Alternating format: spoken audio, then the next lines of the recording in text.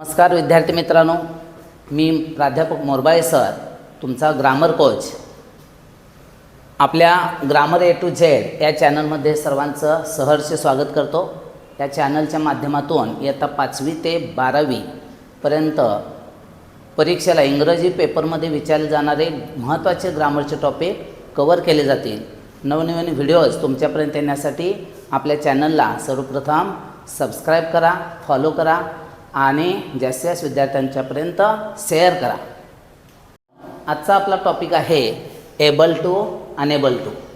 तर पहा, याचा वापर आपल्याला आपली जर समर्थता क्षमता दर्शवायची असेल तर एबल टू वापरायचे आहे, आणि आपली अकार्यक्षमता असमर्थता दर्शवायची असेल अनेबल टू वापरायचं आहे. परीक्षेत काय केलं जातं मित्रांनो, परीक्षेमध्ये तुम्हाला वाक्यामध्ये कॅन किंवा कोड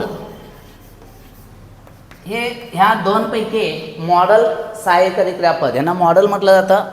यांचा वापर क्षमता ॲबिलिटी दर्शवण्यासाठी वापरतात. तर ह्यापैकी दोन्हीपैकी एक शब्द तुमच्या पेपरमध्ये वाक्यामध्ये असणार आहे. मग आता पहा, वाक्यात जर कॅन असेल तर कॅन हे प्रेझेंट वर्तमान कार्य आहे, त्यामुळं आपण टू बीचं रूप घ्यायचं आहे am is are plus able to. जर वाक्यामध्ये कॅन असेल एम इज आर वापरायचं आहे. जर वाक्यामध्ये कुड असेल तर वॉज वेअर वापरायचं आहे.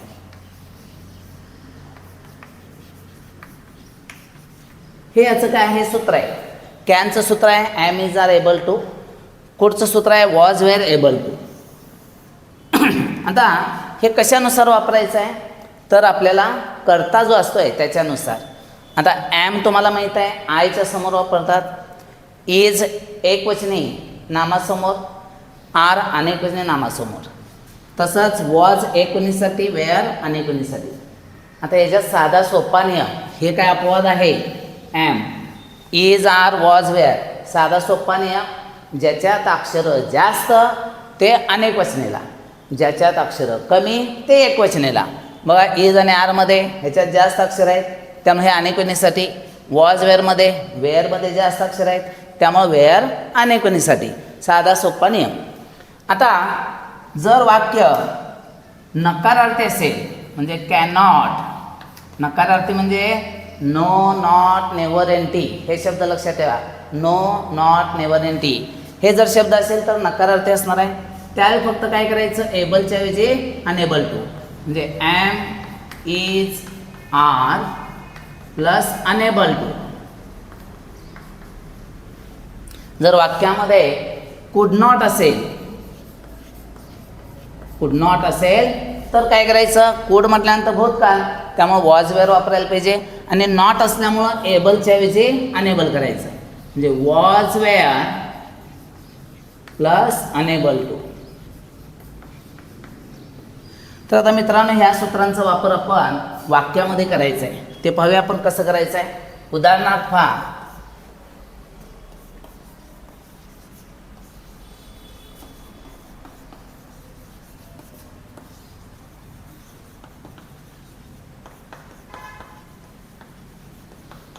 They can speak English fluently. आता पहा, याच्यामध्ये पहिल्यांदा कोणतं मॉडेल आले बघायचं आहे, त्याला बॉक्स करा. बॉक्स करायचं म्हणजे आपल्या भाषेत ते काढून टाकायचं. हां, कॅन काढून टाकायचं आहे, आणि कॅन असल्यामुळं काय वापरायला पाहिजे, am is are able to. Am is आरमध्ये सगळं वापरायचं नाही, त्यातलं एक कर्त्यानुसार. आता कर्ता बघा कोण आहे, दे. दे अनेक वचन आहे त्यामुळे आपल्याला काय घ्यावं लागेल, आर, दे आर, आणि याच्या पुढं फक्त जोडायचं आहे एबल टू. हे अधिक चिन्ह घ्यायचं नाही, हे प्लस आहे हे घ्यायचं नाही. दे आर एबल टू, आणि मग ह्या कॅनच्या पुढचं जे क्रियापद असतं तिथनं सगळा भाग लिहायचं, फक्त कॅन काढून टाकायचं. Speak English fluently. हा एबल टू साठी हा टेबल आपल्याला महत्त्वाचा आहे, ही सूत्र आपल्याला महत्त्वाची आहे.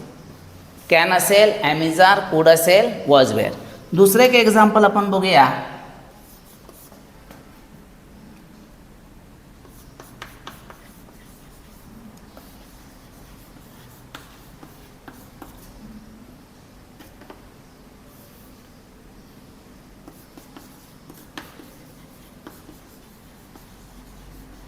मीना कुड फॉलो द रूल्स, हे एक्झाम्पल आहे. सॉरी, मीना कुड फॉलो द रूल्स. आता याच्यामध्ये काय आलेलं आहे बघा, कुड आलेलं आहे. मग कोडला बॉक्स करा. आणि आता करता कोण आहे, इथं मीना आहे. तर या मीनाबद्दल, मीना एक वचन आहे, त्यामुळे मीनाबद्दल आपल्याला काय वापरायचं आहे, कुड असल्यामुळं वॉज किंवा वेअर. काय घेऊया आपण, वॉज घ्यायला पाहिजे एक वचने असल्यामुळं. आणि त्याच्या पुढे लिहायचं able to follow the rules. हे झालं होकारार्थी वाक्य. म्हणजे फक्त आपण एबल टू घेतलंय. आता आपल्याला पाहायचं आहे नकारार्थी वाक्य, म्हणजे याचं अनेबल टू वापरायचं आहे. ते आता काय करायचं बघा, अनेबल टू वापरताना याच पद्धतीनं करायचं आहे. महत्त्वाचं आहे तुम्हाला कॅन आणि कुड त्याच्यानुसार वापरायचं आहे. आता पहा, अनेबल टू वापरताना आपल्याला काय करायचं आहे पहा,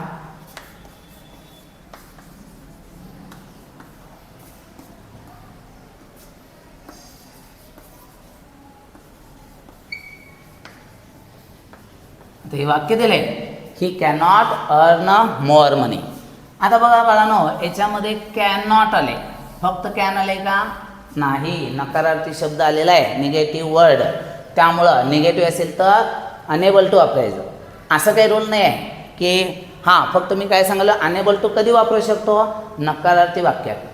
कधी कधी तुम्हाला काय करतील, असं वाक्य देतील आणि मेक इट ॲफर्मेटिव्ह सांगतील, होकारार्थी वाक्य करा. हे वाक्य नकारार्थी आहे ना, त्यावेळी आपल्याला अनेबल टू वापरलं तरच, तर आणि तरच काय होणार आहे, होकारार्थी होते. तर पहा कसं सोडू शकतो आपण हे वाक्य. तर पहा, ही कॅन असल्यामुळं ॲम इज आरमधलं काय येईल, इज. नॉट असल्यामुळं एबलच्या ऐवजी अनेबल टू. आणि मग हा भाग पुढचा आहे तसा लिहून घ्यायचा आहे. बॉक्स केला ना, त्याच्या पुढचा भाग लिहून घ्यायचा. काय आहे, अर्न मोअर मनी. आणखीन एक एक्झाम्पल पाहूया.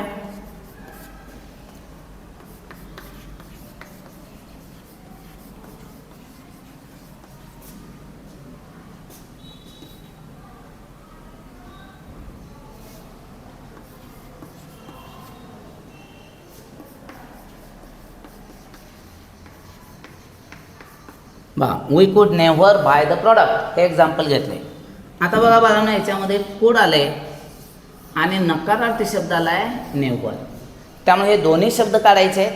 नो, नॉट, नेव्हर, एनटी हे असेल तर ते काढून टाकायचं आहे. आता बघा, इथं वी आहे, वी हे अनेक वचन आहे, अनेक वचने असल्यामुळे इथं कुड आहे.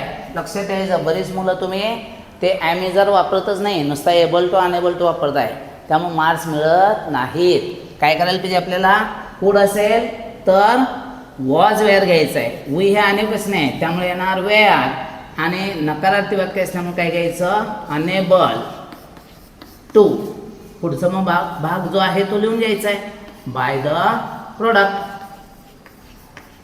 तर अशा प्रकारे आपण एक्झाम्पल भरपूर देऊ शकतो, पण वेळेअभावी आपल्याला व्हिडिओ खूप मोठा होईल, त्यामुळे आपण एवढेच एक्झाम्पल घेतलेले आहेत. हा भाग जर तुम्हाला समजला असेल तर लाईक, शेअर आणि फॉलो करायला विसरू नका.